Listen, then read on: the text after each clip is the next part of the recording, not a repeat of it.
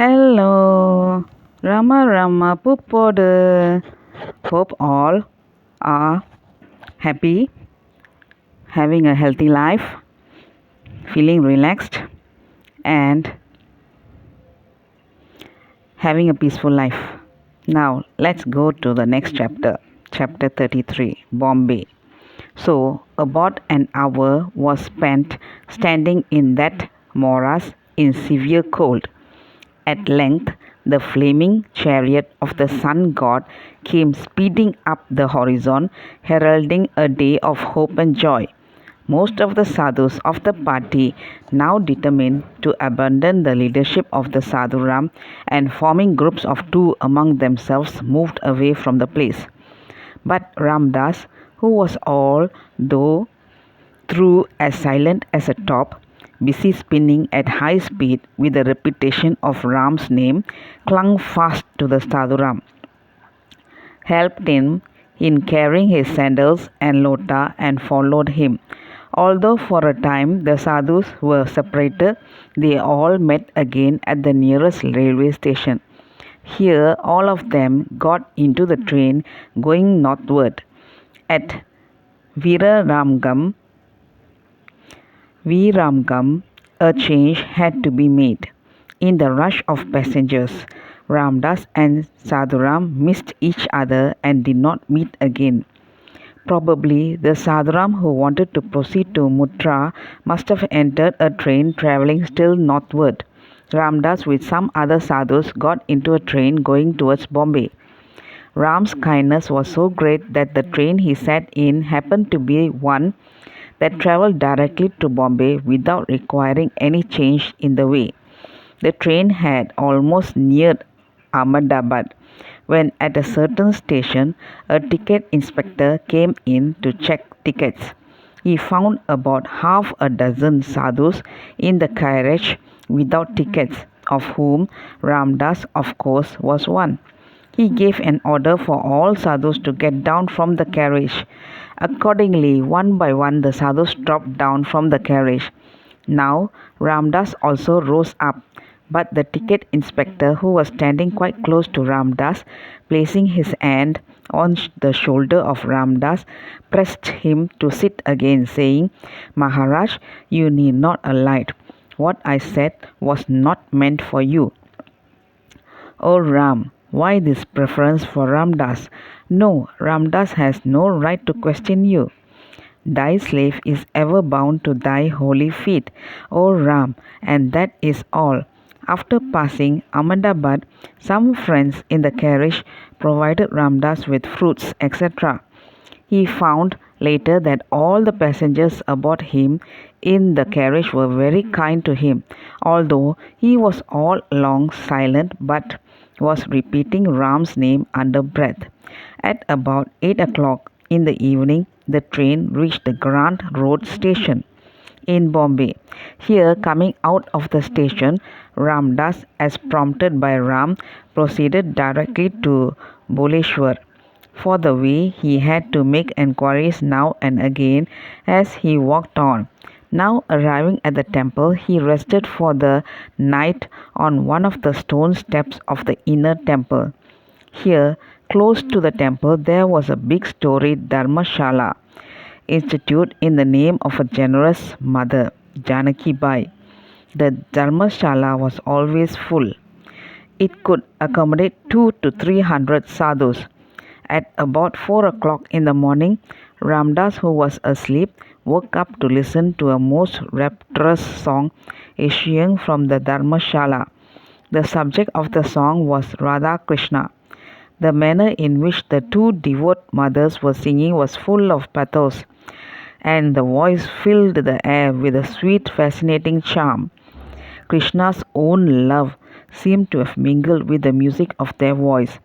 Ramdas felt himself raised to the heights of ecstasy and was lost in it so long as the singing lasted. The day broke. Finishing his bath at the water tap, Ramdas had just returned to his seat when he was presented by a friend with a chit or ticket and was asked to accompany 6 other sadhus who held similar chits You are all invited by a merchant for dinner at his residence, he said. So all the 7 sadhus followed this guide, who led them out through several streets until they were brought to the entrance of the host's house. Since there was still time for the dinner, the sadhu sat down under the shade of the trees in the compound. Ramdas had just sat down on a log of wood when a sadhu approaching Ramdas said, Swamiji, the ticket which was given to me is lost on the way. I have been going without food for 2 days. Shall I be able to secure dinner without a ticket? The only answer which Ram made Ramdas to give at the time was to silently and cheerfully hand over to him his own cheat and instantly walk out of the place. Ramdas now wandered in the sun like a madman. Why say like a madman? He was really mad, mad of Ram. He walked and walked. Unconsciously, he directed his steps to the fort and rambled there from one street to the other. At a certain turning on the footpath, a grief-stricken man of middle age saluted Ramdas and offered him a pice. Returning the salute, Ramdas said that he would not accept money but would take any fruit purchased by it. At hand there was a mother selling plantains. He brought one plantain for the pice and handed it to Ramdas. Now he made Ramdas sit on the path and narrated the story of his grief. He said that he had an only son who was a veritable jewel. He was so intelligent, so mild, so good in character, so promising, so affectionate and loving, and also so handsome in features, such a model of perfection. And this son was carried away by a plague about a month ago. Ever since this heavy loss, he had been feeling mad over the sad blow. He therefore begged Ramdas to find a way for him to bear up this calamity. Ramdas then replied, Brother, to sorrow over the loss of your son is to hug delusion. To be free from this sorrow means to know the reality. There is only one way to wake up to this reality, and that is to meditate upon God. How can I do it? I cannot control the mind, put in the friend. Well, now, begin here to repeat the mantra which Ramdas is bidden by Ram to tell you, and see the immediate effect. Saying thus, Ramdas gave him the Upadesh of Ram Mantram and made him repeat it then and there for about 15 minutes without stopping. While he was doing this, there was a sense of relief felt by him. Then he arose and saluting Ramdas said that he got the right key to unlock the gates of peace. He further admitted since he repeating the mantra, he had been experiencing a calmness coming over his mind, and that he would not give up repeating it always. Then he left the place. Ramdas continued his mad walk. Now, Ramdas passed through the broad road adjoining the port trust buildings and docks. He went on and on, now going into a maze of streets and lanes, then passing over bridges and railway crossings. At last he found himself at about 3 p.m. in front of a building which was familiar to him before. Having looked up, he discovered the signboard of Brother Ramakrishna Rao, portrait painter by profession. Ram prompted Ramdas to get up the staircase, and in a few minutes he was in the front room, occupied by the artist's brother. Ramdas was welcomed by the brother most heartily. With this brother he remained for 4 days. The members of his household were also very kind to Ramdas. During his stay here, Ramdas was utilizing the morning time for visiting the various temples of Bombay and the sadhus residing near the temples. Ramdas spent one night on the footsteps of the large tank of the Walkesrwartemple, keeping awake almost the whole night in Ram Bhajan. By Ram's command, then Ramdas proposed to start. The kind brother Ramakrishna Rao escorted Ramdas as far as the railway station, and getting him a ticket for Nasik, saw him sit in the night train. Ramakrishna Rao's anxiety for Ramdas' comfort was so great that he pressed Ramdas to take with him a small packet containing plantains, oranges, and some sweets. Now the train started. Ram now got Ramdas the company of another friend who was sitting beside him on the same bench. He travelled with Ramdas as far as 2 stations this side of Nasik. All the way he was talking of nothing else but Ram.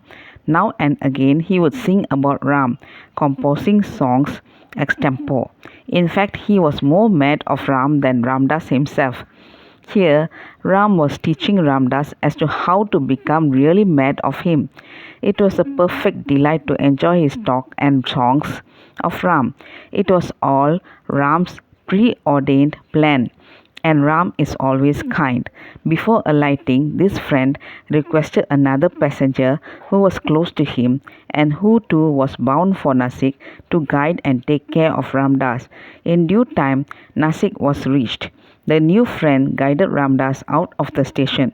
Here, finding a motor tram awaiting, the friend got into it, beckoning Ramdas also, and Ramdas followed suit. Soon the tram was full of passengers and the bell sounding. It started on. The tram conductor, after clipping tickets of other passengers, came to Ramdas and demanded fee for the ticket. Ramdas had, of course, no money and so nothing to say in reply, while a number of passengers sitting near him in almost one voice told the conductor not to bother the sadhu as he was not supposed to possess any money and that he should be allowed to sit in the car. Of course, the conductor yielded to their appeal on behalf of Ramdas. About 3 miles were passed when the ticket inspector got in. He was an elderly man with whiskers. Coming to Ramdas, he called for the ticket.